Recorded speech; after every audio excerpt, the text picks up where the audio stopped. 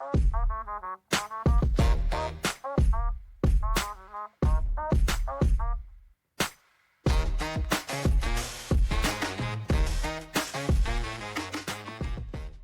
to Supercool, the show about low-carbon innovations now scaling. Each week, we talk with the founders, CEOs, and executives, winning customers, growing revenue, and capturing market share by turning carbon-cutting ideas into competitive advantage.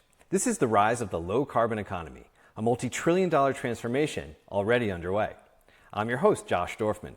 Before we jump into today's show, I want to tell you about something new from Supercool. We've launched a course called the Climate Adoption Playbook. It's built from everything we've learned across more than 60 conversations on this show, stories from the founders and operators behind many of today's most successful climate companies. Through that work, one thing becomes clear. The companies that scale fastest don't just build great technology, they master adoption. They use a set of repeatable levers to win customers, shape demand, and accelerate growth. We've distilled those levers into a practical course that shows you how to do the same. Whether you're building in clean energy, circular manufacturing, mobility, or the built environment. These are the same principles we used at Planted, the company I co-founded to manufacture carbon-negative building materials. It's how we won a 10 million panel order from D.R. Horton, the largest home builder in America, which now means about 90,000 new homes will store atmospheric carbon dioxide in their walls and roofs. That's what real climate adoption looks like in action, and that's what this course is designed to help you achieve. If you're building something that needs to scale faster and you want to eliminate the friction that slows customer adoption down, check out the course. You can find it at getsuper.cool/playbook. And now for today's show. I remember the first time the scooter invasion hit my city. One afternoon in Asheville, North Carolina, I walked out of the office and there they were, a pile of scooters blocking the sidewalk, tipped over, scraped up, like someone had thrown them out of a moving truck. Practically overnight, American cities were flooded with them. People rode through traffic however they wanted and then left them wherever they wanted. The tech press called it innovation. It felt like chaos. Asheville's a small mountain city. I'd helped launch its startup scene. I knew the mayor, the city council. I couldn't imagine anyone had approved this. And the reality was that no one had. The first wave of micromobility startups were running a Silicon Valley playbook that didn't believe in asking for permission. The goal was speed, land, expand, and let the city catch up later. But the real failure wasn't just civic, it was economic. Scooters built to last 3 months can't sustain a business. Some companies were recycling their entire fleets every quarter, burning money, materials, and credibility. Around that same time, a recent Purdue University grad named Candice Xie was living in Chicago facing the same frustration from the consumer side. She wanted to live in the city without owning a car. She tried everything, public transit, biking, carpooling, and still couldn't get around, couldn't get to work reliably. She hated the fact that owning a car had become the only choice. And micromobility looked like an answer, but not the way it was being built, not the way it was being implemented. So Candice imagined something steadier, a company that treated cities as partners, not obstacles, that earned trust by showing up reliably, keeping its promises, and building for the long term.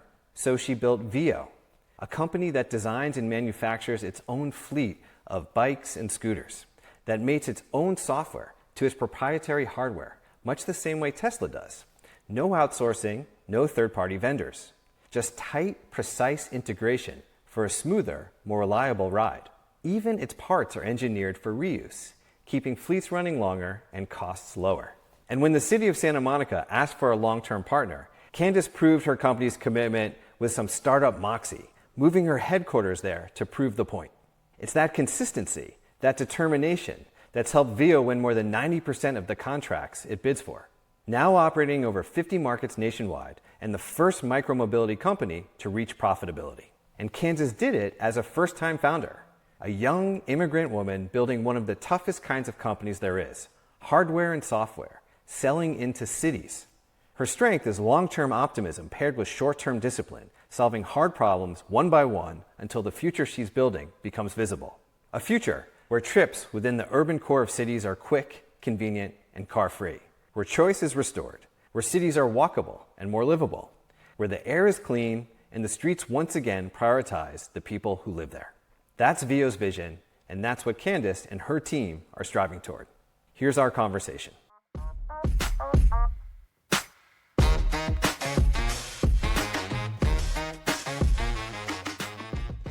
Candice, welcome to Supercool. Hi, Josh. Thanks for having me.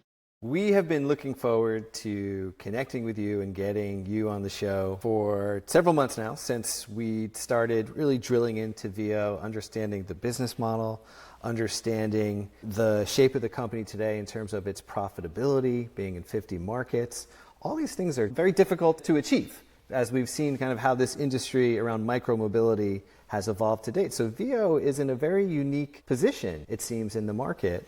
And we're just delighted to have a chance to talk with you. So why don't we start near the beginning? Just take us back, give us a little bit of that founder journey, that founder story. I read some really interesting little tidbits and anecdotes about what that was like getting this off the ground when you were coming out of Purdue. Welcome, and yeah, we'd love to hear about it. Awesome. Thanks for the question. I always love this kind of conversation. It's like a reflection for my journey also. So the reason why and how I started VO is because when I graduated, I moved to Chicago for my first job. And I'm not a car person, but after I moved to Chicago, my friend kept telling me, you need to have a car or you cannot get to your work, period. And I was like, why? So I tried different ways. I tried public transportation, which is not very reliable. And I missed some deadlines, get to work, which is bad. And then I tried walking, but as a single woman, walking in Chicago in the evening is not very safe. And I also tried to buy a bike, but our company doesn't have a bike room. And my bike disappeared in a month. And I also tried carpool with Uber Lyft, and it became very expensive. And I gave up. I eventually bought a car. And I was very annoyed by the fact that I was forced into the car ownership. And I don't really have the freedom to choose what I wanted to do. So I keep thinking about this issue. And then I connected with my friend, Edwin, who is later to be my co-founder. Edwin worked in track bicycle and he was a bike engineer. And he mentioned he was able to see there is a bike share solution out there, but it's all docked-based system. So it's very expensive for the city, so it's not very scalable. And we discussed and we agreed that there must be a better solution to support this fundamental human needs. So that is when we both decided we should quit our job. And this is a massive unlock opportunity, and we should just create something that is affordable, flexible, convenient, and sustainable for people. And we started VO back in 2017. I love that. And as I read about the founding of the company, and you got started in West Lafayette, you're both Boilermakers, as we were discussing before the show. Both have gone to Purdue. What strikes me as unique, and I'm curious whether this was there from the beginning, VO also designs, right, and as I understand, manufacturers or maybe contract manufacturers, but really has much more control, I think, than many other micromobility companies about what is that bike or what is that scooter or what is the form factor and how do you design that for efficiency, for cost effectiveness, for circularity, all the things that you've kind of brought to the product. So was that there in the beginning as you were rolling out that sort of design technology ethos about the very product itself? And I say that, Candice, because if people today think about micromobility and they know maybe Lime or Spin or some of these companies that got really, really big and have bumped into challenges along the way and haven't always, well, let's just say they bumped into a bunch of challenges. But people think, okay, you got this bike, whatever, the bike seems sort of utilitarian, someone makes but the bike is not the thing, there's an app, and it's kind of how this sort of software layer connects is the magic. Is that how you think about it with VO, or does it go deeper into the hardware and the bike and the kind of overall system as well? That's a great question. I always felt like we're a hardware company instead of a software company because, like I mentioned, this is a fundamental human needs and this is a transportation option. So the transportation, the vehicle itself is the key to solve these challenges. And then it's important for us to provide a safe and reliable vehicle type. And then they need to be out there, like weathering different type of temperature. So it needs to also be sustainable for the long term because early days in our industry, I heard that our competition, they need to recycle like their whole fleet every 3 months. that bothers me because that is a tremendous waste of the material, of the money, and it's counterintuitive for what we do, which is also to make life more sustainable. But we shouldn't create more junk to our mother planet. So that idea is always with us to build a best product and vehicle, and also the vehicle can last for long so we can achieve our sustainability target for the company. Got it.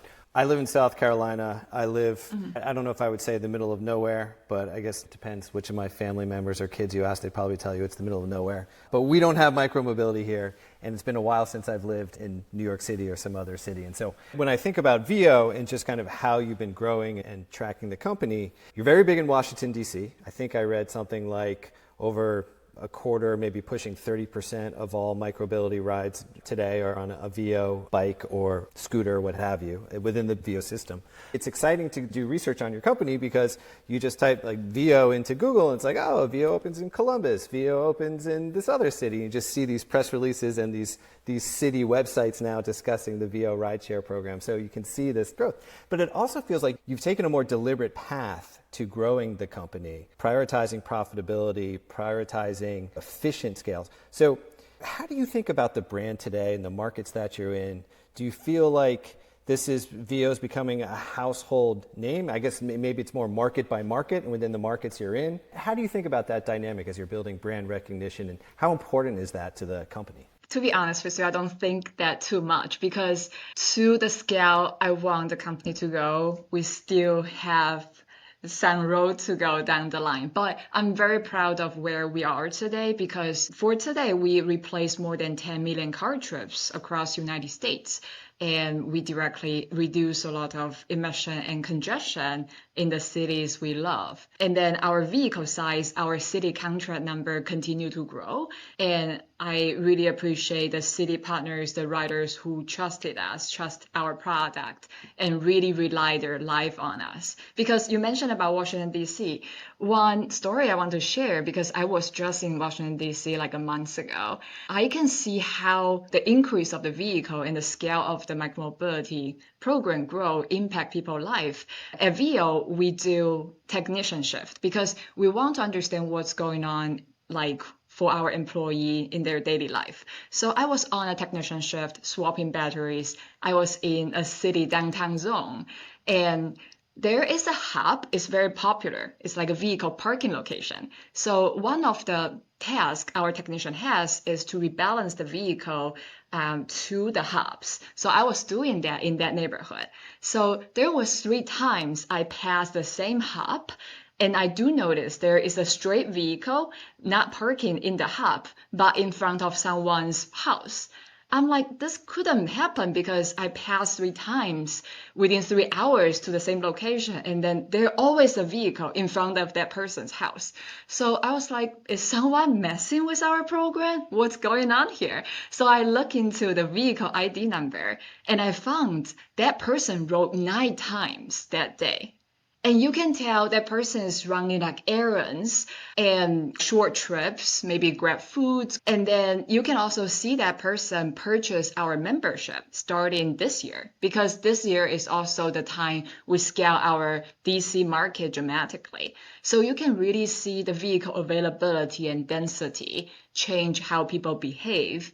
And I can imagine this person don't really need to rely on a car to facilitate their life. So that part made me very proud of where we have been and grow into nowadays. That's amazing. And some of the statistics that your company puts out in its regular reports highlight that dynamic, which frankly was pretty shocking to me to see a statistic that says something like 28% of people who are on your platform don't even have a driver's license, which is such a shift, a cultural shift, right? From the older generations, probably my generation, to younger urban populations today, and who's increasingly moving into cities. People don't want cars. We've seen that on the show. I'll just tell you a little aside. We talked to this racing company that we were talking about Formula E, which is electric formula racing, and it's global. We had on one of the team leaders for Andretti Racing, and what he said is like, look, we run these races in cities. Most people, honestly, they either take rideshare or Uber or public transit. Like they're coming to watch a car race, but they don't own a car or even aspire to a car. So you're operating in an urban environment that is really evolving. And I'm not sure that's completely appreciated broadly in our culture, how much people just actually don't want to drive, certainly don't want ownership of a car, really are looking for solutions like VO is providing. I think you're on a really important point because our rider number who don't have a car continue to increase. And right now, the most recent poll we have is 31%. They don't have a driver's license, and 41% they don't have access to a car. Go back to my initial why I started. I think it's all about choice. We are providing an option there, and people can choose using VIA or using a car. And that also tells us in the past, a lot of people are forced into a car ownership. So if you present another alternative option, they actually will select micromobility, which is more affordable, sustainable, and to be honest, it's much more fun than driving a car. Totally. I completely agree with that. Let's go back to the early days of the company, and I want to talk to you about the growth strategy, how you move into markets, what that kind of dynamic is like, the playbook is like engaging with a city, because it sounds like in some respect for your business, you have, I think, two customers, maybe more, but you have the city and then you have actually the users on the app and using your vehicles, and maybe there's others you need approval from as well. But it's a interesting kind of sale and an interesting way to grow a company, kind of market by market, city by city. Let's talk through some of those dynamics. What does it look like to identify a market that you want to go into? How do you start to build those relationships? Is there an RFP? What's the process like? So the official process is whenever a city wants to introduce a new micromobility option, they will put out an RFP, and then we responded to the RFP, and then we wait for the award selection, and then we know the decision. But historically, we have been able to get awarded more than 90% of the contract we're bidding. And then I do think that comes down to our prioritization. Our prioritization for the vehicle we offer, how many different types, and then our prioritization on the long-term relationship from early on. And the last part is our financial sustainability. Let's look at those individually. Pick a city, and then that city says, look, we have an RFP, we want to offer micromobility. And or we've been offering it, but maybe we want to do it differently because maybe we didn't like how it actually got rolled out the first or second time around, right? Just thinking back to what was happening maybe 5-10 years ago as you started seeing scooters on every corner just being tossed around, and cities weren't really thrilled about the dynamic of how they were ending up on their streets. So there's an RFP, you're coming to the city and you say, look, we have this fleet, we are VO, we're going to do things a little differently than maybe what our competitors are doing. What do you say? What are you offering? Eventually, every business is about trust. I think where we come from is we show the cities our track records of don't care about our customer or launch thousands of scooters without permission. We treat our customer with respect. We want to understand where you want to go, what is the policy goal you have, and how we can support you and connect our product with your goal. And then we showcase the historical success we have from other market. And then we also showcase it's actually our vehicle type, our operation, our teams who share the same philosophy that can give us the success, so that we can help you to also deliver a more successful program than before. That is typically our pitch. A lot of our city partners, I think we are very fortunate to work with very visionary planners who really care about their community. And then we do share a very aligned vision for the future. For the city, mostly they want the city to be more connected, more sustainable, and more equitable. I think micromobility does offer the perfect solution to address the needs. So when you land in, say, again, Columbus or Santa Monica, what does that look like on the ground? You're bringing your fleet, you're going to grow that fleet over time. Maybe a couple questions. What's the footprint on the ground in terms of employees or team that's going to maintain the bikes and maintain the system? Let's start with that. What does that actually look like in terms of who goes and opens a market? Who gets hired? And how do you run a market? Great question. So when there is a RFP out there, we analyze what is the scale, and then we run reasonable financial analysis and projection to understand what we can invest to the market. For example, Santa Monica, at that time, we proposed it was a very attractive market. And then in the RFP, we promised that if we get awarded, we'll move our headquarters to Santa Monica. And we did it. We actually moved the whole company to Santa Monica like 3 years ago. So that is an example, like we do fulfill our promises. We hire people, we promise the number and the quality, we put it in the proposal and we execute it. And then for the vehicle, first of all, we propose initial fleet size and fleet type. And then we look into the data and trying to understand what the riders want more.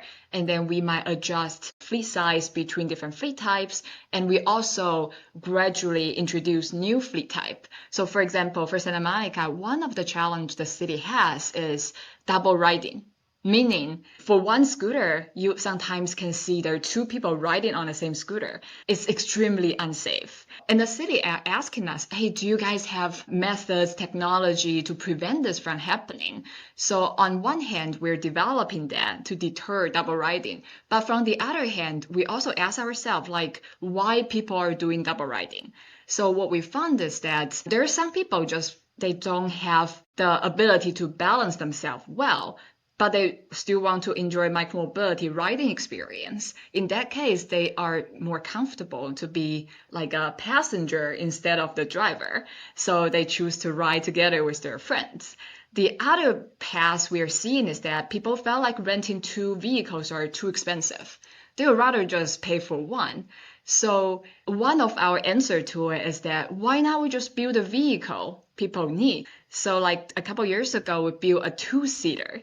So that enable people to ride with another passenger and also reduce their cost if they travel in a group. Is that two-seater now widely deployed in the markets where you operate? Yes, they are in a lot of our major cities like Columbus, DC, Santa Monica, and then we are also rolling out to more cities where we see there's a need. Yeah, so this is what's so fascinating to me to think about this. The common picture that I think many people may have in their head of, you hear scooter and rideshare, you think about the scooter, okay, I'm going to stand on it, I'm going to kick once, and I'm going to kind of get going. And then we're used to seeing in all sorts of cities bikes, and now suddenly it's like, no, there's actually e-bikes. Like you can actually go faster with more convenience to where you want to get to.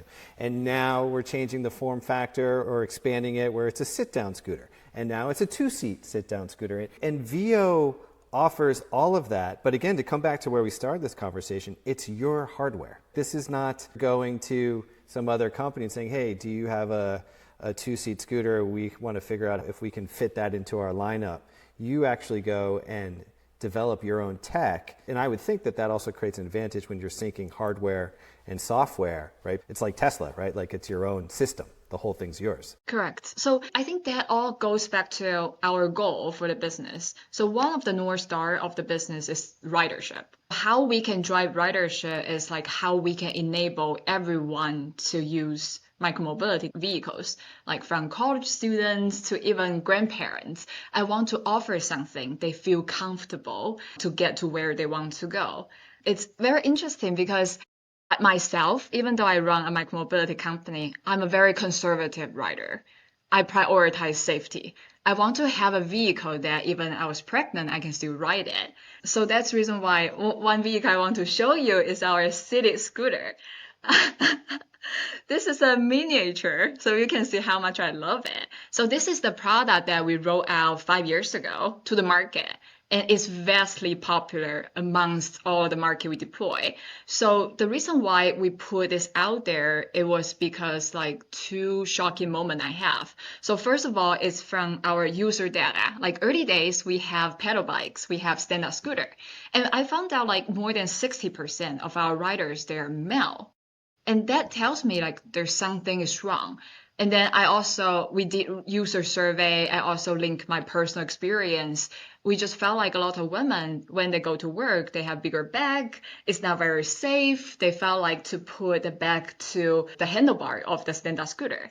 And then they also wear heels. So there's a lot of factor that make stand-up scooter not very natural for a lot of our users. So we started to develop a sit-down scooter so that help us drive the ridership, which is our North Star. The other moment is very transformational to me also is in early days, I also travel around the nation to do demos of our vehicle. So there was a demo in New York. We are at a protected parking lot and I can see those riders, even in a very safe location, when they're using a stand-up scooter, they look extremely nervous. And then they're going 2 miles per hour and they're shaking. That tells me like a lot of people actually don't have comfort level riding stand-up scooter. So in order to grow the industry, grow the ridership, we really need to lower the barrier of entry for this industry and allow more people, regardless their ability to ride, regardless of their age, their physical capability, they can always find a VO. That's a really interesting insight. And note to our listeners who are listening on the podcast, Candice was holding up this little beautiful form factor scooter that she can hold in the palm of her hand. Of course, we're going to link to your website and you can see all of the scooters, but that it's also one thing, Candice, to have the insight and say, yeah, you know what? This industry, our own platform is skewing more male. Clearly, we're missing an opportunity here. So let's key into what would be a form factor that could get women more comfortable using a platform that they want to use. So maybe there's a sit-down scooter and then more innovation and development comes from that. Can we talk about the hardware development side of the company?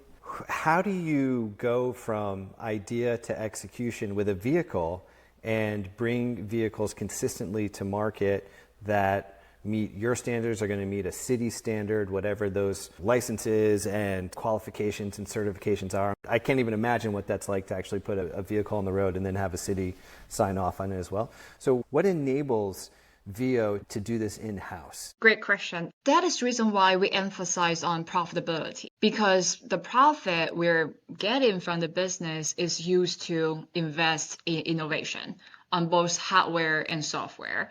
So that also enable us to roll out new vehicles like almost every year now. And then how we get started with new vehicle is all from the user insights, because we have our product business review every week. We look into like what kind of feedback people are sharing with us, what are some pain points, and then our product team extract those information and try to help our hardware team to understand what are some things that's missing, what are some pain points we're not addressing. So our product team, they will be showing out like prototype. And then we will deploy those prototypes to get user feedback and do like user research, user study. And then if we get really good feedback and people are liking it in different environment, different market, we'll do like small batch manufacturing, and then we'll go through very rigorous testing standard. After that, we'll help the city understand why it's important to introduce a new vehicle type and what are some pain points we're solving and what are some results we're seeing. And then we deploy a small batch as a pilot, and we validate and review the data of the ridership very frequently to help us to understand if this is a direction we should double down into. And then once the data come back, we will be mass producing the vehicle and roll it out in a mass scale to other markets. Yeah, that all sounds logical and methodical. And I can see as you're describing it that the nice thing about your business is that once you have that contract and you're on the ground operating in a city, the incentives probably align very nicely. You're trying to figure out, hey, how do we get more people in the city to switch to micromobility and some of these solutions, which the city clearly wants because they have you there. And you're coming and saying, hey, we're going to try out this new form of vehicle, a double seat or a single seat sit-down scooter or whatever it may be, is actually going to deliver the goals that you city want to achieve. And of course, we want to achieve with you, right? So you have that very close, synchronized view of the outcomes you're both striving for once you're there and delivering, right? Exactly. Our population is growing. The cities are becoming denser, and then with millions of population adding to the city, we cannot add millions of cars to the cities, or the congestions or pollution will become unbearable. So there is an urgency that we need to act now. So that is also how we are very aligned with the city partners we have. So I get all that. And I've had this question rattling around in my head, and I was thinking like, oh, am I going to ask this? It just seems like, you'll just forgive me because I am going to ask it. And it's like, yeah, here comes, the middle-aged white dude with the question, which is, as I was reading about your company and some of the articles, you start this company in the Midwest. You're a first-time founder, female, Asian. You are investors, and these are, I read as I've researched your company, and you've spoken about it, may look at you, or at that time, now this goes back now 8 years, thinking, well, what's the risk profile here? Nothing about this is typical, which is just the way the world is. And so you're contending with all of these dynamics that you need to overcome. And then you're saying to investors, and I don't know how much of this vision was clear in the beginning, look, we're going to be a hardware and a software company. And oh, by the way, we're selling to cities, right? Like we've got this, generally speaking, really, really difficult customer to sell into with really long lead times. Like pick a harder business. It's hard to come up with a harder business than this with a lot of dynamics that are unusual. So I've thought about that, and you've got into 50 markets, profitability. You haven't even raised that much venture capital. What I read was 16 million, maybe it's more now, but all of that is rather striking to me. And I'm just curious what you might have to say about that now, either upon reflection, thinking about where you are today, or what that moment was like. Would just love to hear your thoughts. Yeah, man, we are in a very tough business, I have to say. Because not only is like I'm a first-time founder, I'm a woman, I'm an immigrant, and then it's a very tough business, like you mentioned, B to G to C. And the business itself also have so many components that is very key. The supply chain, the product, logistics, operation underground, city contracting process, software. It is a tough business. I think one thing about me and the team is that myself, I'm a long-term optimistic. I believe for all the problem, there's a solution to it. But short-term, I'm a short-term pessimist. I always look at what are some risks, how we are addressing it, how can we get ahead of it. So I think that help us because in each step we're taking, I felt like we are addressing things more proactively before shit goes down. Got it. Do you have a moat around the business? When you land in a city, do you create a certain kind of moat? Like, how do you outcompete your competition? I would say it's about, first of all, the vehicle type is very important. We provide more vehicle types to serve the vast majority's needs. I think that help us to get a lot of ridership and also get a lot of loyal rider stay in our platform. And then the second part is how we operate, because the core of the business is to provide reliable, safe service and affordable service to your rider. If your operation is not reliable, you cannot deliver that value to the end user.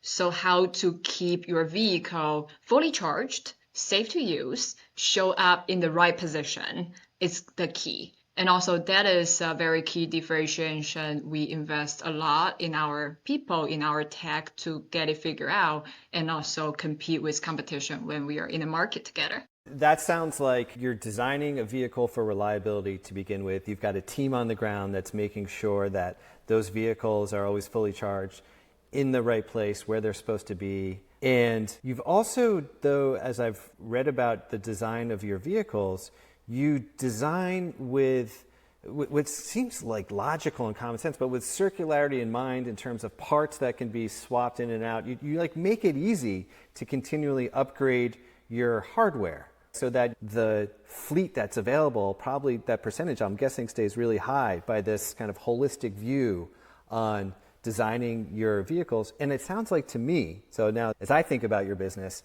that moat or that competitive advantage when you get into a market is the fact that it is your hardware. So you have the capability to design it for maximum uptime, right? That's correct. I think you're onto something very important because the decision we made to take the vehicle design in-house is also we see the opportunity how it can impact our revenue, which driven by the ridership, but also how it can influence our costs, which is the cost to maintain the vehicle, cost of parts, cost of keeping the vehicle out there for longer, which is the depreciation. So as long as we control the whole life cycle and we design like recyclable parts that is can be interchangeable between different vehicle type. So even though a vehicle need to be replaced, a lot of their parts can be reused in another vehicle, which can be more sustainable for the business itself and also more affordable so that we can achieve better profitability results as a business. The rollout of micromobility and all the phases it's gone through, and just thinking about the go-go years with, I don't even know how many of these competitors still exist. I know a lot of micromobility companies were a flash in the pan, scaled quickly, disappeared. And I suspect a lot of that is they got backed by venture capital, and venture capital is saying, land and expand, grow your revenue, get more people on your system. And that's probably the story the founders are telling, right? We're going to land and expand, we're going to grow. Venture capital playing software. Oh, but now we have this huge operational cost around hardware because we don't really understand hardware. It's actually not our hardware, and it keeps breaking, and we've got this huge cost that actually we have no path to profitability because we're just bleeding cash trying to maintain the system. But you, from the very beginning, had kind of different DNA in your company where, like you said, we're a hardware company first. We're going to build everything up from the hardware itself. And so it sounds like from the very beginning, you and your team had a different concept of really understanding your unit economics, understanding the cost structure of how you're going to run your business to actually get to profitability and avoid some of those mistakes that have honestly just taken down a lot of your competition. I think you're exactly right on. I feel pretty lucky that we're not in the Silicon Valley bubble when we started the company. Rather, we focus on the business fundamental, like how can we become the long-term solution, long-term transportation option when the cities are planning their 20 years, 50 years city planning master plan. So we are more focused on the long-term instead of like how we can get to next valuation target next year, which is not how I see this industry can work, especially with the fact that this is a public-private relationship building. Let's talk about the community side, because the other piece of your company is you, one, need to build strong relationships with cities. And I know you do a lot of work on that, and it's core to the values of VO. So we have to build relationship. We want to be a good community partner. You have some really interesting programs that I've read about, some things you even do, I think maybe with the homeless in Santa Monica, which just is really fascinating. So I'd like to hear about that. And I also want to hear about how you perhaps work with cities to encourage more infrastructure for micromobility, because that's really important for the city and your business too. So let's just take a minute or two and kind of focus in on what that playbook looks like for kind of your community engagement, and then maybe even, that sounds like maybe a little more of even proactive policy engagement to trying to get more infrastructure as well so you can grow. In the community engagement, we work with very different and multiple local organizations to try to see how we can collaborate together. We work with disability group. We work with so many like underserved community representatives to understand how we can serve your region also better. On the infrastructure side, I do see that as the major hurdle we need to work with the city in order to scale micromobility together.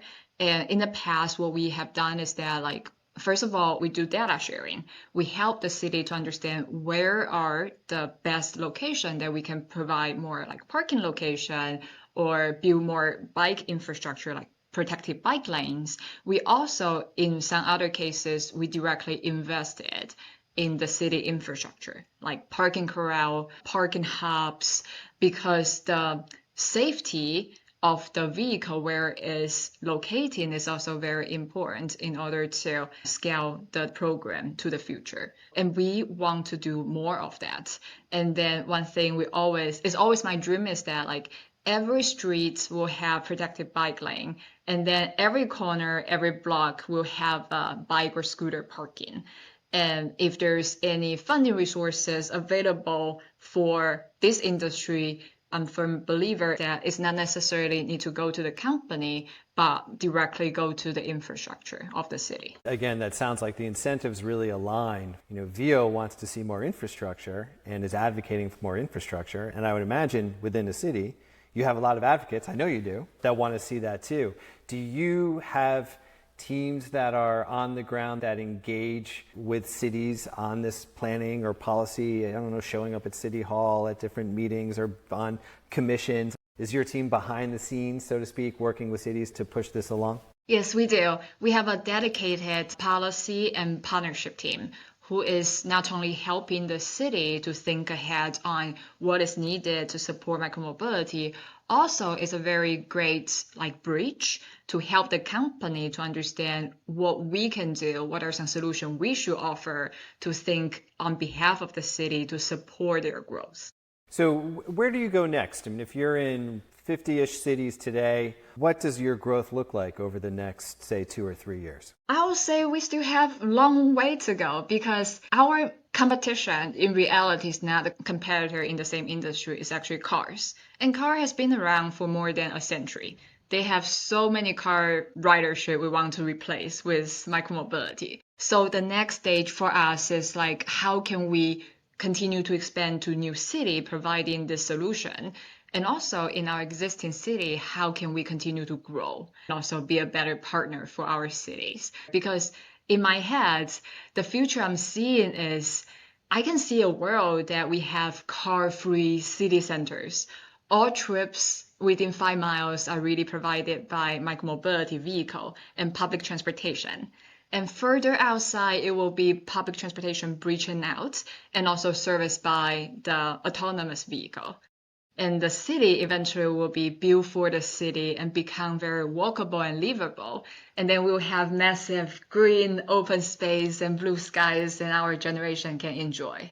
Yeah, I love that vision. I want to live in that city. I think probably anybody by default, if you said, hey, would you like a city that has all the things and that you just described, Candice, people would say, yeah, where is it? So hopefully we're going to continue to get there. How do you quantify the sustainability and climate impact of VO? There's different things. So first of all, it's on the ridership side. How many car trips we're replacing? It's a very direct correlation on the sustainability impact. The other thing we also focus on is on our vehicle, like what kind of material it go into making a durable and safe vehicle, how many parts we're using to service one vehicle. We look at, for example, I feel like it's 3 years ago, we changed our material. We replace the aluminum alloy with magnesium alloy because we can use fewer that material and to provide the same durability. So that also help us to achieve our sustainability goal. And that also goes to how we operate.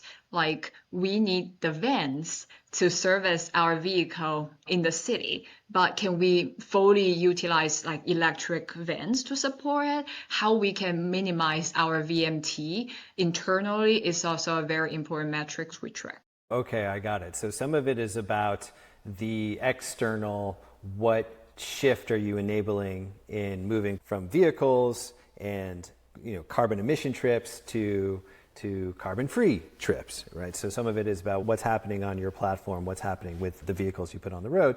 And then the other side is how are we operating internally to reduce the carbon footprint of our own company and making that as low as possible as we continue to operate and expand. That's correct.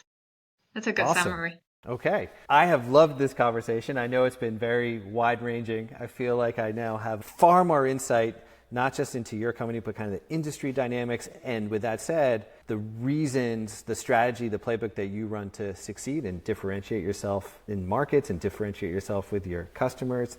It's really wonderful to hear about. So I appreciate getting a chance to talk to you. Thank you for coming on. Supercool.